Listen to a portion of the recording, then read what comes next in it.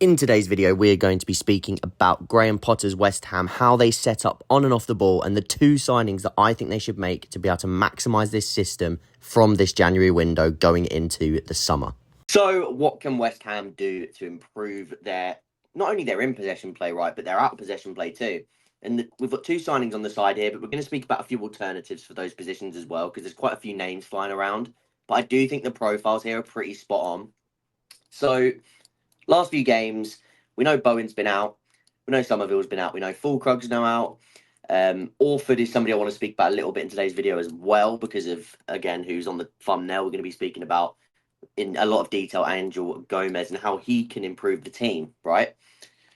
Firstly, Paquette has done amazing in this role. But let's start with the number 9. When West Ham play in this way, the personnel will change, okay? When centre-backs come back, when maybe a more attacking winger. We saw Somerville basically play on this right side in the first game under Potter and tuck in as that right wing back off the ball, but then spring to sort of come and provide that width here, allowing Kudus to basically play as the 10 the entire game. So that's something we could see as well when Bowen or Somerville return, which seems like it's quite close. But when it comes to the actual dynamics of the team, I do still think that sometimes it's a little bit too direct. And what I mean by that is the directness is a good route. I think it's something that West Ham are using really well. They're making these pivot players essentially set a screen, right? So how we're going to discuss this is, say that the ball is tilting towards this side of the pitch. Everybody's shuffling. These two pivot players are going to essentially set a screen here in front of the ball and drag two opposition players higher to apply pressure behind them. That then means that because they've stepped up into this space is more open, okay, naturally, because those players have shifted from a deeper position to apply pressure here, okay, if that makes sense, which then allows the combinations that we're seeing of someone like Paqueta to come over into here. Kudus, again, he's coming into these central areas. That ball goes long and direct into this triangle, okay? And then from there, because there's a little bit more space here for, say, a Soler, or even if a Souček breaks off the back and he can arrive in here, or Kudus, and again, that looks very messy, but you get the concept that they're dragging these two opposition players away to create space. That means that when the ball does go direct into the striker, those second ball knockdowns are going to give these players an extra second of space to drive into. And this is something that Kudus is already sort of benefiting from. He hasn't got the goals to go with it so far under Potter, but I think it was the second goal against, can't think who West Ham played in, was it a 3-1 win? But his second goal, or the second goal in that game, largely came from a knockdown, which allowed Kudus to drive forward. And I think Wan-Bissaka ended up delivering from the byline for that goal. So that is something I really like about how Potter's setting this West Ham team up. And it's with suboptimal profiles. Now let's imagine Paqueta goes into that sort of Soler role there, which is what he did in the first game under Potter as well. He played off the left and he came into this pocket. Because I think both of these players, Paqueta and Kudus, will thrive when there's a little bit extra space in here for them to pick up the ball, carry, and make things happen.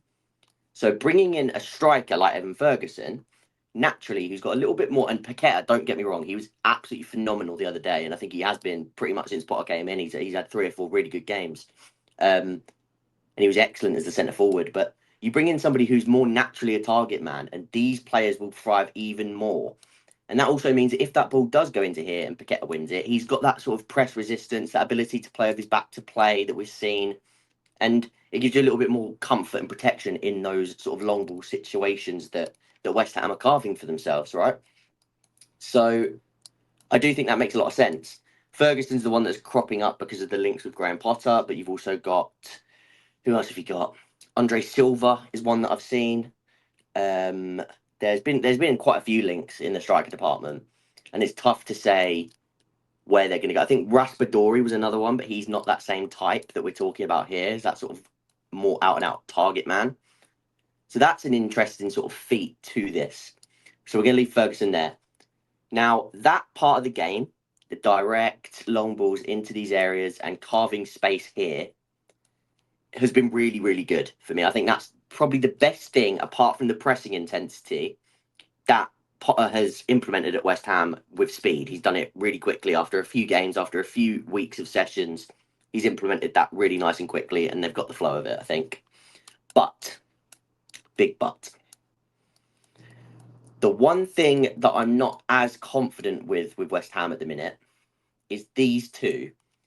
I think they're good at setting those screens. I think they're able. But I think they're two of the same profile in the sense of, and they're not the same profile of player, but for what we're talking about on the ball, they are, and even off the ball, to be fair, they're physical, they're strong, but they're not the most mobile. They're not quickest. They're not going to cover large areas of ground, but they do have the physicality. Like I said, they're doing well screening from the back line, but I do think that receiving the ball on the half turn in here with those defenders on their backs is lacking, to the point where I think soon, given it's becoming quite an easy trend to pick up on, like I say, I picked up on this within the first game of Potter, and I've seen it repeated throughout every game he's played so far. And it is working. These players are getting drawn into this. But I think eventually you realise that Alvarez and Souček do their best work on the ball when they have to roll into like a deeper area so they can receive the ball facing forwards, further away from this man. So they've got a little bit of space to pick their heads up and pick a pass. Something like Angel Gomez, I keep saying the name, I'm pretty sure I've said Angel Gomez's name 5 different ways since the start of this video, so apologies. But what he gives you that's different, and let's just do it for Souček for now, even though I think this could be so many different things. I think Souček could genuinely even play as one of these two, because I just think he's given them something different alongside with Paqueta and etc. on those long balls. So I do think Souček will still be used.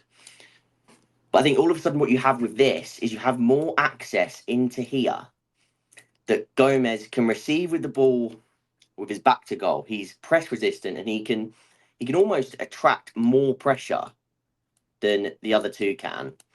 And then he can play himself on the half turn and really get you playing. He can play out to the wing backs.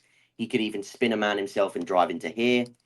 And he's got the capacity to almost basically take that ball on the half turn. And he's got so much ability to sort of play off balance. And what I mean is, if players' momentum are going one way, what he's brilliant at doing is sort of like playing a little reverse pass. So if he's going back over to here as well, and that's why they're following, he'll then reverse that ball through this gap really well. And I think it's something he does. He showed it so well for England, right? When he played those games under Headscom, under Lee Carsley. He did really well in that role. And I do think that he can do both, which allows you to still continue to set these screens in front of the defence and go over the top of it by drawing these players in. But what it also then allows you to do is, if teams cotton on to the fact that, say it was Alvarez and Souček, that they can just sit a little bit deeper, they're not going to threaten the game from here as much, to the point where these players stop pressing. I think that could become an issue. Whereas with Gomez, because he can affect the game in that way, it will continue to attract that pressure more so. So I think a player of that type is needed. It also adds mobility next to that physical player out of possession, like we've said, that ability to sort of cover ground in multiple ways. He's small, we know that. But if he's got the physical player in there with him who's a bit more aerially and a bit more aerially astute, you have someone that can just clip at their heels and win those second balls. If Alvarez was to sort of body a player in here, outstrength a player, give him a shoulder, and then Gomez is the one that sweeps in, takes the ball and actually nicks it, that's a good little partnership that you can have for off the ball as well. And it adds mobility in the midfield. So you're adding a lot of different attributes that you don't have through one player. I do think Orford could do this as well, but he's young. He needs more reps. So I would like to see him get a lot more minutes this season in the back end of this campaign. The other one that we've seen is Fagioli from Juve. So I do think he could be another option, but Angel Gomez for me is like the obvious one. The only problem with that is it looks like Tottenham and Manchester United are both in for him as well. So we're going to have to see what happens with that. Let me know in the comments down below. That is a terrible box. Let me know which of these two signings you would prefer if you could only have one. Which one do you think would make the biggest difference right now at the club? And let me know if there's any other names I haven't mentioned that you would absolutely love. Try to keep it realistic as who would join West Ham and who you think you could get in with the sort of the cash that you'd have available to you this month. So let me know in the comments. Drop a like to support the channel. Subscribe if you haven't already, and I'll see you guys in the next video.